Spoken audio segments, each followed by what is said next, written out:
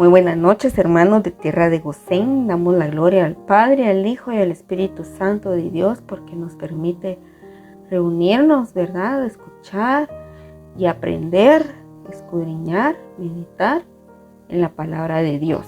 Amén. En este estudio, el día de hoy nos toca Proverbios capítulo 22.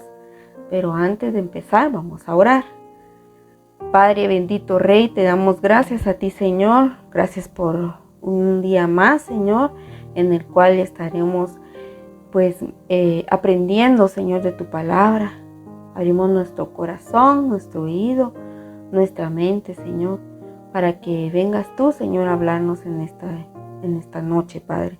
Que sea tu Espíritu Santo, Señor, a través de tu palabra, Padre Celestial, que venga a ayudarnos, Señor, a crecer, a obedecer en tu camino, Padre. Te damos gracias, Señor, por tus bendiciones. Gracias por este estudio. En el nombre de Cristo Jesús. Amén y amén. En esta noche, hermanos, nos va a tocar hablar sobre Proverbios capítulo 22. Este proverbio tiene 29 versículos y vamos a irlos por partes, ¿verdad? Vamos a desglosarlo por versículo. Amén. Dice así, en el nombre de Jesús: de más estima es el buen nombre que las muchas riquezas, y la buena fama más que la plata y el oro. Aquí el buen nombre se refiere a cómo es una persona, o sea, si es honrada, trabajadora, íntegra, honesta, cómo fue o cómo es, ¿verdad? Su forma de ser, ¿verdad? En todo, ¿verdad? Lo que respecta a la vida diaria. Las riquezas, ¿verdad? Pueden llevar a la vanidad, a la arrogancia, al orgullo. Y realmente las riquezas se disfrutan solo en este mundo. Solo mientras estamos acá, ¿verdad? En esta tierra. Pero un buen nombre sobrevive, ¿verdad? Quiere decir de que de generación en generación, depende cómo la persona haya sido en vida, ¿verdad? Las personas van a hablar bien o mal de esa persona, ¿verdad? Y como dice, ¿verdad? Que le cuenta como bendición. Entonces, esto es lo que nos viene a hablar este proverbio. Dice el número 2: el rico y el pobre se encuentran. A ambos los hizo Jehová. Para Dios no hay diferencia. Todo nosotros los humanos y todo lo que existe en este planeta lo creó Dios, ¿verdad? La diferencia entre ambos parece ser grandes en el mundo. ¿Por qué? Porque humanamente, ¿verdad? En esta tierra el rico, ¿verdad? Tiene más aprobación, tiene más facilidades de muchas cosas, de estudio, ¿verdad? Por ejemplo, cuando hay niños pequeños, en mejores estudios, universidades, preparaciones, mientras que el pobre prácticamente es solo lo que tiene día a día, ¿verdad? En el sentido de que muchas veces tal vez no tienen para ponerlos a estudiar en una escuela pública, comida. Entonces, aquí en esta tierra existe esa diferencia, ¿verdad? Y también podemos encontrar un ejemplo en lo que es la historia del hombre rico y Lázaro, ¿verdad? Esto se encuentra en Lucas 16, del 20 al 31. Y pues, para Dios, ¿verdad? No existe ni rico ni pobre. Tenemos nosotros muchas cosas en común. Compartimos al mismo Creador, que es Dios, Jehová. A todos nos formó en el vientre de nuestra mamá. Y por ello mismo nos debemos de tratar con respeto. que no exista esa diferencia de estatus, ¿verdad? Porque para Dios somos iguales, ¿verdad? Para Dios, Él mandó a su Hijo Jesús, ¿verdad? Para que muriera en la cruz para salvación de toda la humanidad, sin excepción, ¿verdad? No hay diferencia de estatus económico, ¿verdad? Y pues Dios puede reducir, dice, tan fácilmente al rico como al pobre. Todos nacemos en este mundo desnudos, indefensos. Todos dependemos de Dios. Todos podemos padecer enfermedades, dolores, tentaciones. No importa, ¿verdad?, que se tenga o no tenga el dinero, ¿verdad? Muchas veces una persona rica puede tener mucho dinero, pero tal vez la enfermedad que tiene no hay cómo. O sea, aunque tenga dinero, no hay cómo se salve, ¿verdad? Cómo se cure, ¿verdad? Y también pues puede Dios hacer el milagro, ¿verdad? Todos sabemos de que la voluntad de Dios, ¿verdad?, es buena, agradable y perfecta, ¿sí? En el 22:3 dice: el avisado ve el mal y se esconde, mas los simples pasan y reciben el daño. Y pues lo mejor es esconderse, alejarse y dejar que pase el peligro. En cambio, el necio no tiene la capacidad de percibir el peligro. Un ejemplo, ¿verdad? Que vaya uno caminando y más adelante uno ve que hay personas, ¿verdad?, que están asaltando, por ejemplo. Y yo sigo ese camino. Obviamente me va a pasar lo mismo, ¿verdad? Me van a asaltar. Pero si yo vengo y huyo, ¿verdad? O sea, me cruzo la calle o busco otro camino por donde irme, voy a evitar, ¿verdad?, el que me roben, el que me suceda algo más. En el número 4 dice: las riquezas, honra y vida son la remuneración de la humildad y del temor de Jehová. Amén. La bendición vendrá al sabio que tenga humildad y temor a Jehová. Puede esperar riquezas espirituales, honor, vida como cristiano. Debemos ser humildes, tendremos gracia y gloria que viene de lo alto. Debemos de ser humildes y tener ese temor de Jehová. Ese temor es respeto, ¿verdad?, al Creador. Amén. Dice el 5: espinos y lazos hay en el camino del perverso. El que guarda su alma se aleja de ellos. Los espinos y los lazos, el camino del infiel, del perverso, se refiere a las tentaciones, vicios, al amor al dinero, al libertinaje, a muchas cosas, ¿verdad? Mas el sabio se mantendrá lejos del camino del perverso. Para guardar su alma, buscará hacer lo bueno, agradable a los ojos de Dios. Va a hacer lo bueno para agradarle a Él, no al hombre, ¿verdad? Y pues el sabio se alejará de lo malo, ¿verdad? De esas malas amistades o de malas influencias, ¿verdad? Buscará amistades que le sumen, amistades que le ayuden a buscar más de Dios, a andar más en el camino correcto. Amén. Dice el 6: Instruye al niño en su camino y aun cuando fuere viejo, no se apartará de él. El trabajo de nosotros, ¿verdad? Los padres, debemos de ser conscientes en guiarlos, en instruirlos en los caminos del Señor, como en lo secular. Debemos de discernir sus fortalezas como debilidades, ¿verdad? Cuando son niños.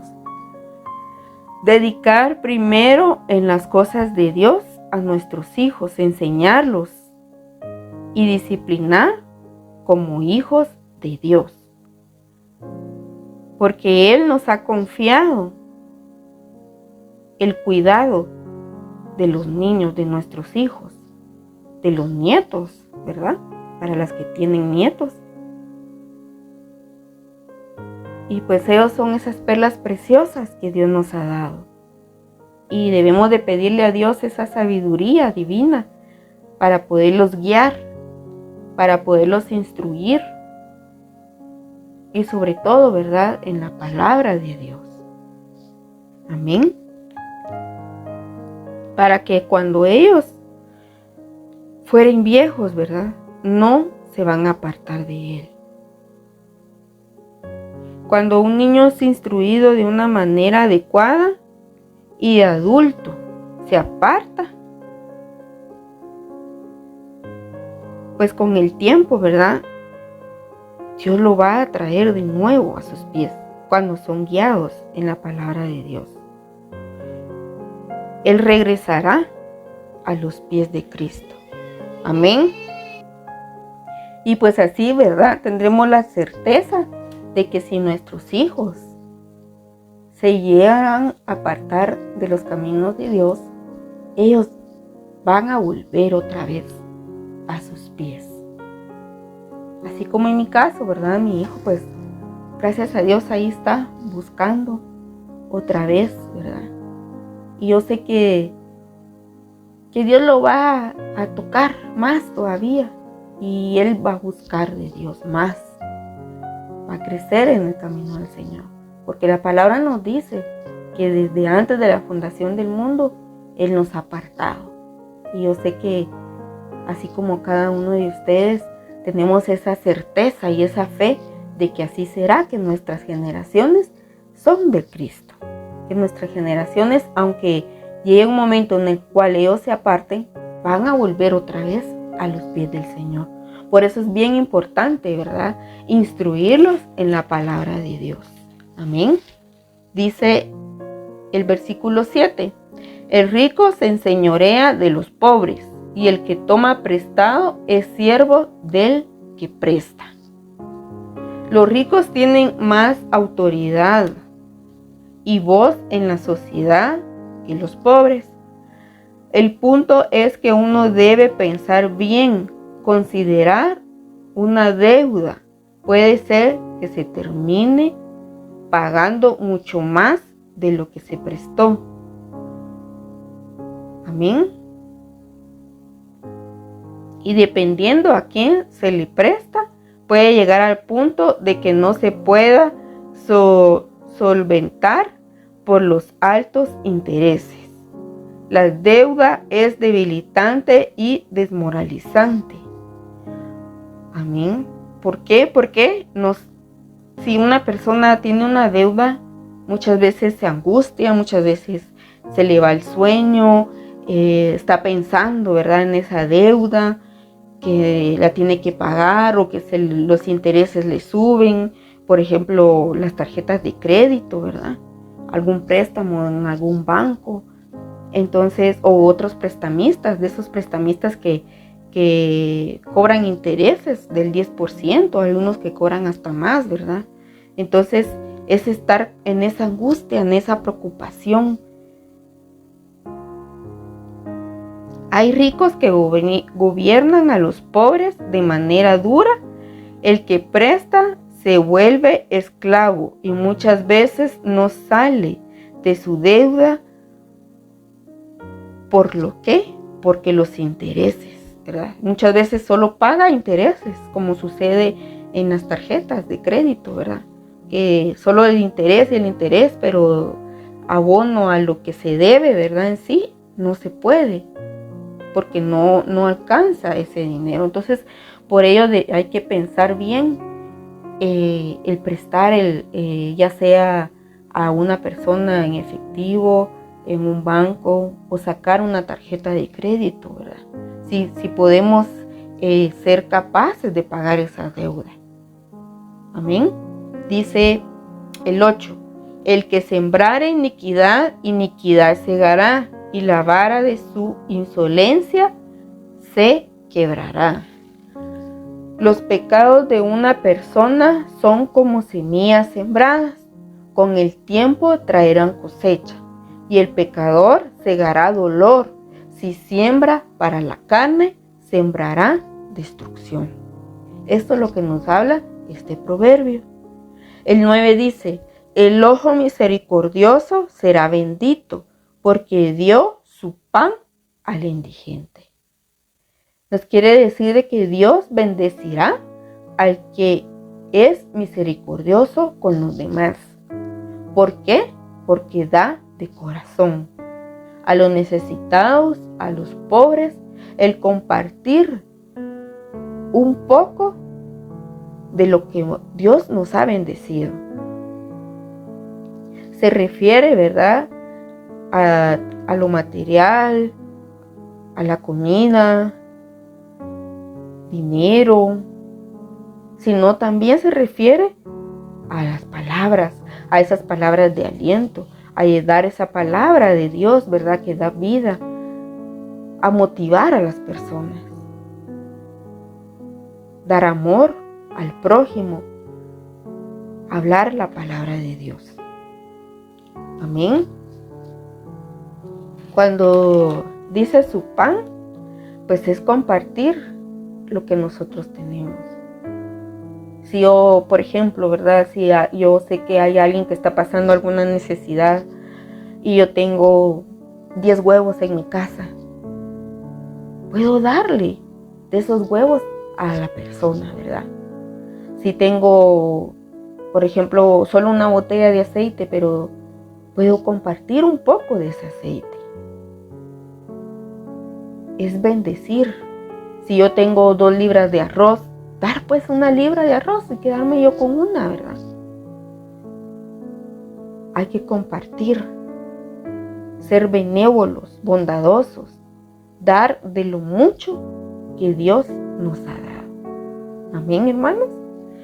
En el 10 dice: echa fuera al escarnecedor y saldrá la contienda y cesará el pleito y la afrenta.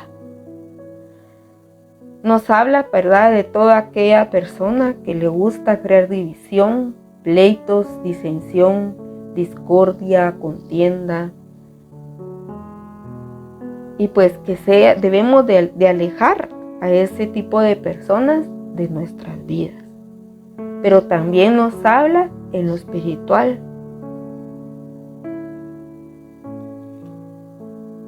Nos habla, ¿verdad?, de que la palabra, ¿verdad?, dice que nuestra lucha no es contra sangre ni carne, sino contra principados, contra potestades, contra las huestes de maldad.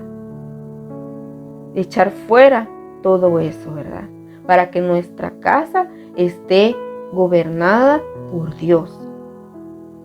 Para que nuestra casa y nuestras vidas sea Cristo el que la gobierne.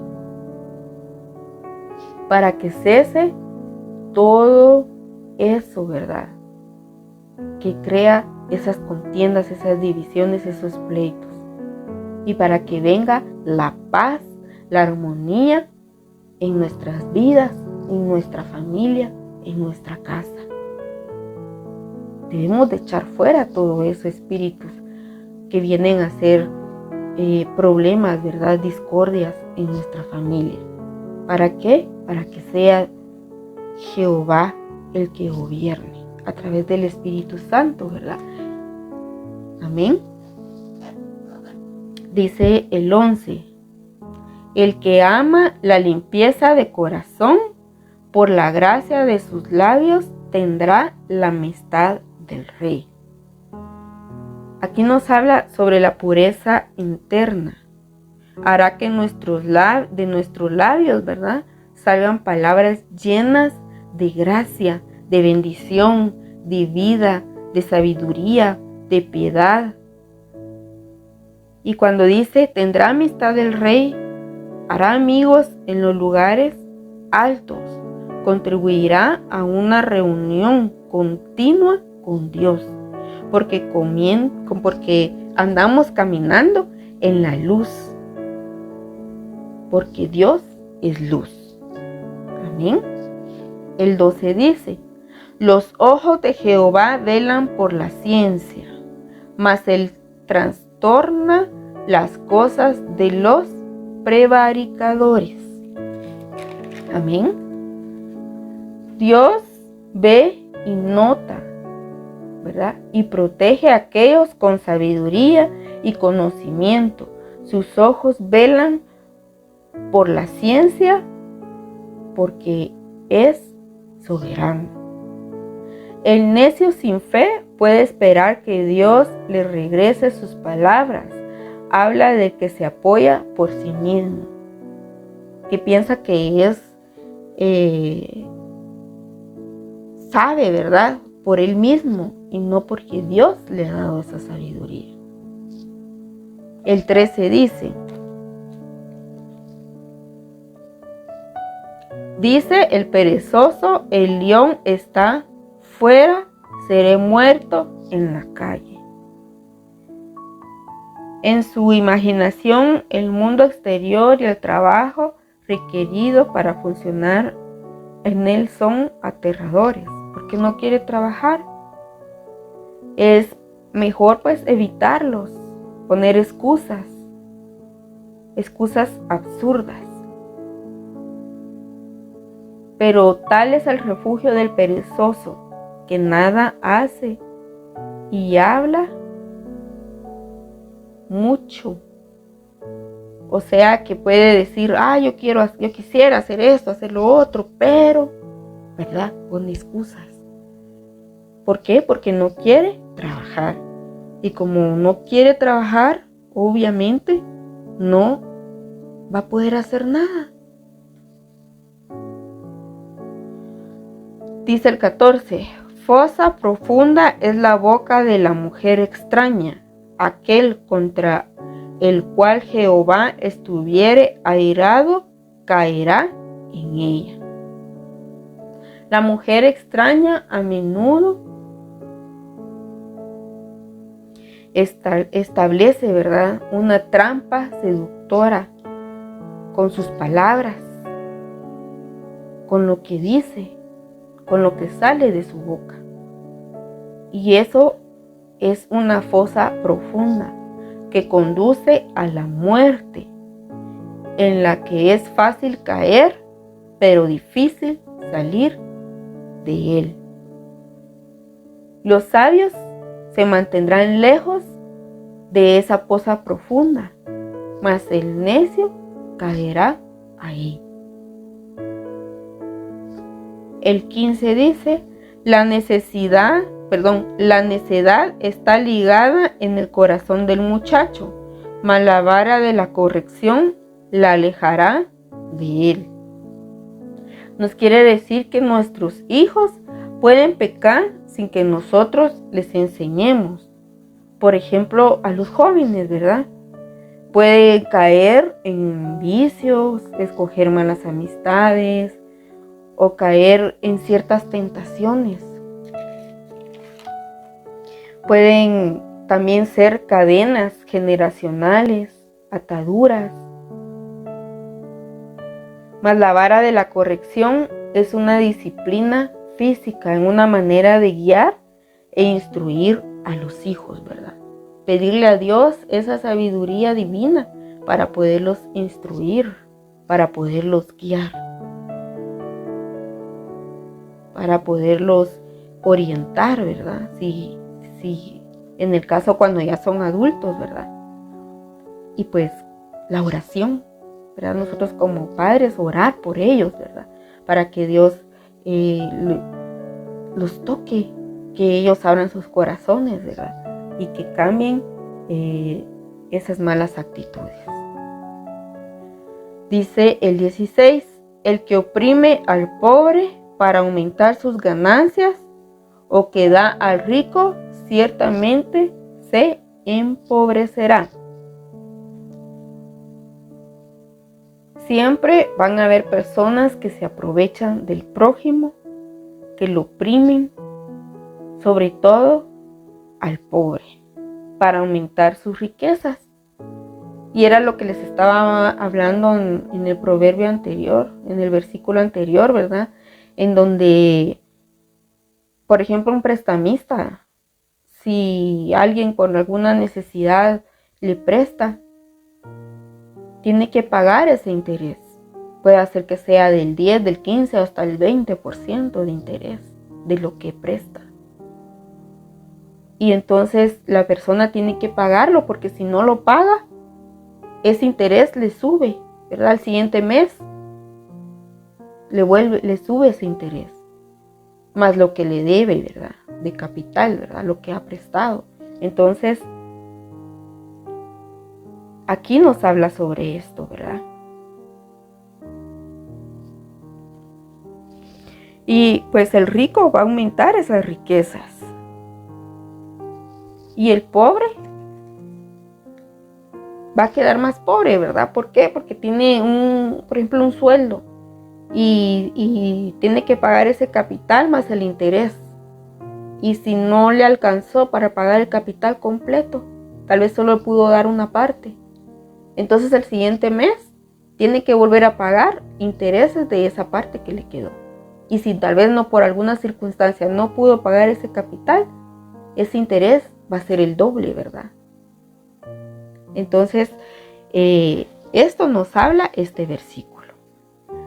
Dice, preceptos y amonestaciones.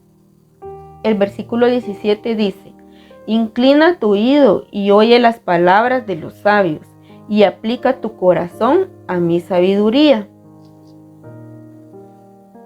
Aquí nos habla, ¿verdad?, de recibir esas palabras de sabiduría. Abrir nuestro corazón para que penetre en nuestro ser y que quede ahí clavada esa palabra, ¿verdad? La palabra de vida. Y escuchar esas palabras que los hermanos o hermanas nos digan, ¿verdad? En base a la palabra de Dios. ¿Para qué? Para obtener esa sabiduría. Inclinar, abrir esos oídos, ¿verdad? Para que esa palabra penetre a lo más profundo de nuestro ser. Para que haya vida a nuestra vida. Amén. Dice el 18, porque es cosa deliciosa si la guardares dentro de ti, si juntamente se afirmaren sobre tus labios. El valor de mantener la sabiduría es aplicable. A veces podemos sentirnos que el camino es muy difícil, pero es mucho más agradable que el camino del necio. Guardar en el corazón, recibirlos en amor, retenerlos en la mente, para así poder hablar esas palabras de bendición, para que de nuestra boca salga palabra de bendición, que de nuestros labios, ¿verdad?, de cada uno de nosotros esté la palabra de Dios. Amén. Dice el 19, para que tu confianza sea en Jehová, te las ha hecho saber hoy a ti también. Nuestra confianza hacia Jehová. Y Él nos la ha hecho saber en su palabra. Esa confianza en Jehová nos hace más dependientes en Él. crecemos en sabiduría con una visión correcta de Dios. Te las ha hecho saber hoy se refiere a que cada día de nuestra vida, su palabra dada cada día, por ejemplo, en la lectura diaria, ¿verdad? Esa es la palabra que tenemos cada mañana en Tierra de Gosén. Cada capítulo que se lee, ahí está esa palabra de sabiduría. Y nosotros, ¿verdad? Aparte, también leerla, escudriñarla, meditarla.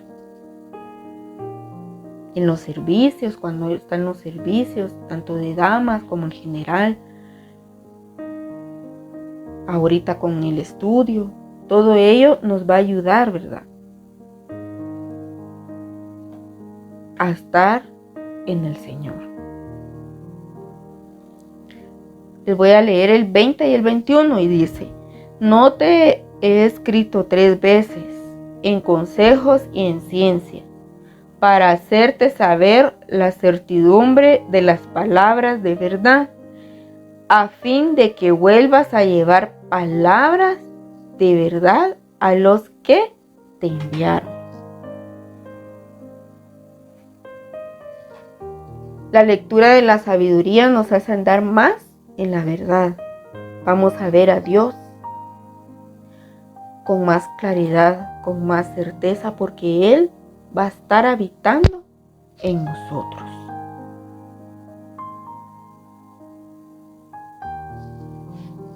Amén. Dice el 22: no robes al pobre, porque es pobre, ni quebrantes en la puerta al afligido. Tratar a los pobres de manera justa merecen protección y compasión. Incluso si los que no ayudan al pobre serán condenados, los que les roban serán doblemente condenados. Y cuando se refiere, ¿verdad?, que toca la puerta al afligido. Por ejemplo, cuando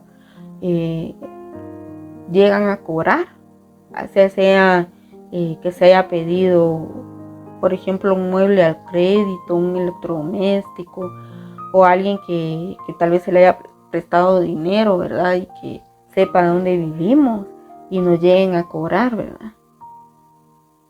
Por eso dice, tocan la puerta para cobrar. O por ejemplo, en las tarjetas, ¿verdad?, que llaman cobrando lo que se debe y dicen cuánto hay que dar, ¿verdad?, mínimo, y que tal fecha se le vence o ya se venció o van a cobrar más intereses. Entonces ahí presionan, ¿verdad?, a esas personas, ¿verdad?, para que paguen. Y la persona pues se aflige, ¿verdad?, porque no tiene para pagar. Entonces se preocupan más porque no saben cómo hacer para solventar esa deuda. Amén. Dice el 23: porque Jehová juzgará la causa de ellos y despojará el alma de aquellos que los despojaren. Si los ricos roban a los pobres, Dios mismo juzgará la causa de ellos. Saqueará el alma de aquellos que se saquean a los pobres. Los pobres no pueden defenderse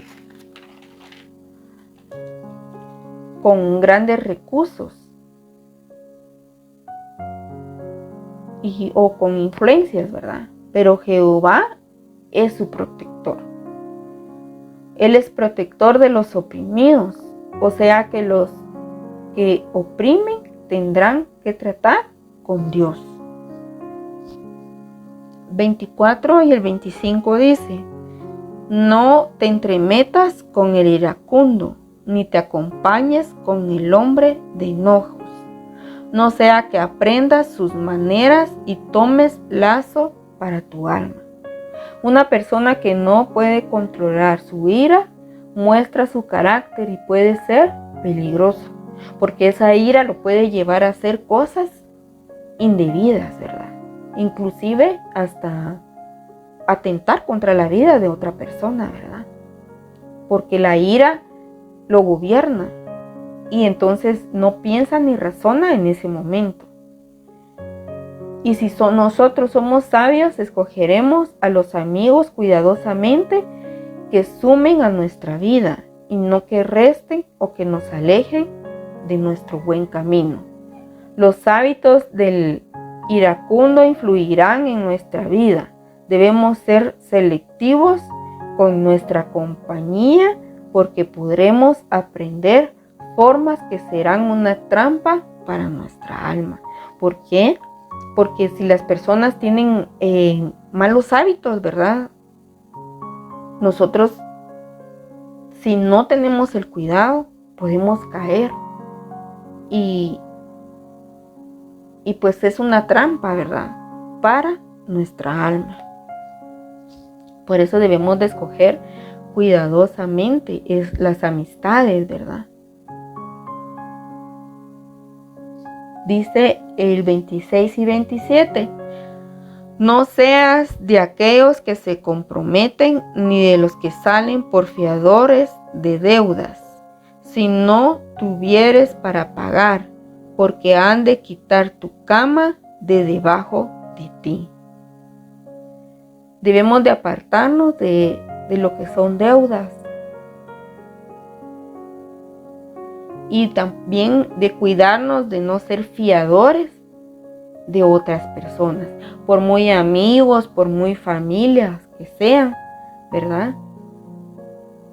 Porque eso es asumir la responsabilidad de la deuda de otra persona. Así como la palabra nos habla de esa deuda personal, pues también debemos de tener cuidado de esas deudas, de ser fiadores de terceros. Amén. ¿Por qué? Porque muchas veces, por alguna circunstancia, alguna razón, esta persona que pidió ese préstamo, ¿verdad? Por ejemplo, y yo fui fiador de esa persona, obviamente pues a mí me van a cobrar lo que debe aún, ¿verdad? Esta tercera persona. Fíjense que a mi hermano, él tenía un amigo, eran bien amigos, ellos donde quiera andaban juntos y todo, ¿verdad? Y él tuvo una necesidad de este amigo y le dijo a mi hermano que fuera su fiador. Eso fue hace muchos años atrás, ¿verdad? Vino mi hermano, ¿verdad? Y le dijo que estaba bien. Los dos trabajan, bueno, él ya no, este amigo ya no trabaja ahí, pero mi hermano sí sigue trabajando en el mismo lugar, ¿verdad? Y entonces él dijo que estaba bien, ¿va? Pero lamentablemente esta persona pues empezó a tomar y todo, ¿verdad? Entonces por los vicios a veces no llegaba a trabajar, a veces llegaba tomado y así, lo despidieron. Y él debía todavía, porque era un préstamo a un banco. Y pues obviamente como mi hermano fue el fiador, a la persona lo despidieron y mi hermano terminó pagando lo que la persona debía, ¿verdad? Entonces vamos a esto, ¿verdad? Que hay que tener mucho cuidado. Es mejor no ser fiadores, ni mucho menos, ¿verdad? Nosotros prestar dinero, hacer tarjetas, todo eso, tenemos de tener ese cuidado, ¿verdad? Tal vez por alguna necesidad o algo, uno, por ejemplo, sacar una tarjeta, pero usarla solo en necesidad, pero tener ese cuidado de que se va a poder pagar, ¿verdad? No excedernos, porque entonces después lo que se gana ya solo es para pagar esa deuda y los malos gastos de comida, gasolina o pasajes, colegio, o el estudio de los hijos, todo eso. Entonces hay que saber pensar y lo mejor es no, ¿verdad? Alejarnos de eso. Yo en tiempo, cuando yo trabajaba muchas veces, miren, me ofrecían tarjetas de crédito y yo Gracias a Dios, a pesar de que yo no estaba en los caminos de Dios, yo tenía un temor a todo eso de las tarjetas que gracias a Dios no acepté. Siempre decía no, no y no y no, ¿verdad? Porque la tentación está, ¿verdad? Y uno puede decir, ay, pero trabajo, de repente tengo alguna necesidad y la tarjeta me va a sacar de ese apuro y tal vez no tengo el efectivo. Pero muchas veces si no se sabe, no se tiene esa sabiduría, ¿verdad? De administrarlo, puede llegar, ¿verdad? Hasta que nosotros seamos esclavos, ¿verdad? De esas deudas. Entonces, acá en este proverbio, ¿verdad? Nos habla de eso, ¿verdad? De las deudas. Nos habla de instruir a nuestros hijos, ¿verdad? En el camino de Dios, en su palabra, para que ellos son como esponjas que absorben y todo lo bueno que les vamos a enseñar, ellos lo van a absorber, al igual que lo malo. Entonces nosotros como hijos de Dios debemos de pedirle a Dios esa sabiduría y guiarlos en la palabra del Señor, ¿verdad? Y pues este es todo de este proverbio, hermanos. Vamos a orar en el nombre de Jesús para quedar despedidos en esta noche.